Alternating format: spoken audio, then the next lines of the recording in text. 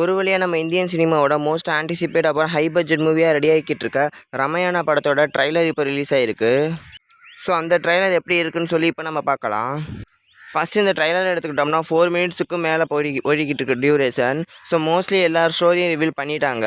So already இந்த story எல்லாருக்குமே தெரிஞ்ச கதை தான் ராமாயணம். ஸோ அதை எதுக்கு தேவையில்லாமல் கட் பண்ணி வச்சுக்கிட்டுன்னு ஃபுல் ஸ்டோரியுமே பார்த்தோம்னா ட்ரைலர்லேயே காட்டிட்டாங்க. அன்னஸ் இந்த ட்ரைலரில் பார்த்தோம்னா 2 கேரக்டர் தான் ஃபோக்கஸ் பண்ணியிருக்காங்க. ஒன்று ஹீரோ ராமா, அப்புறம் வில்லன் ராவணன். அதை தாண்டி இந்த படத்தில் சீதாவாக நடித்திருக்க சாய் பல்லவி, அப்புறம் நம்ம ராமனோட தம்பி லக்ஷ்மணன். ஸோ இப்படி யாரையுமே ஃபோக்கஸ் பண்ணல. ஏன் இதுக்கு மேலே ஹனுமன் யாருன்னே ட்ரைலரில் காட்டலன்னு நினைக்கிறேன். ஸோ உங்களுக்கு எங்கேயாச்சும் தெரிஞ்சதுன்னா கமெண்ட்டில் சொல்லிட்டு போங்க.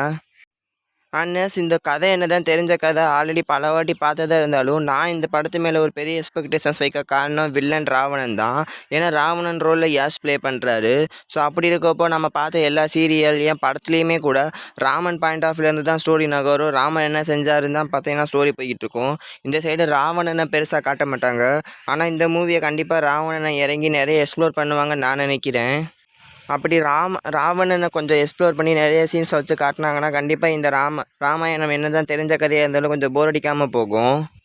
அண்ட் விஎஃப்எக்ஸ் அண்ட் சிஜி ஒர்க்கை பொறுத்த வரைக்கும் 2000 கோடி பட்ஜெட்ன்றாங்க. அதாவது இந்த பாட்டுக்கு மட்டும். அடுத்த பாட்டுக்கும் 2000 கோடி பட்ஜெட் இருக்குது.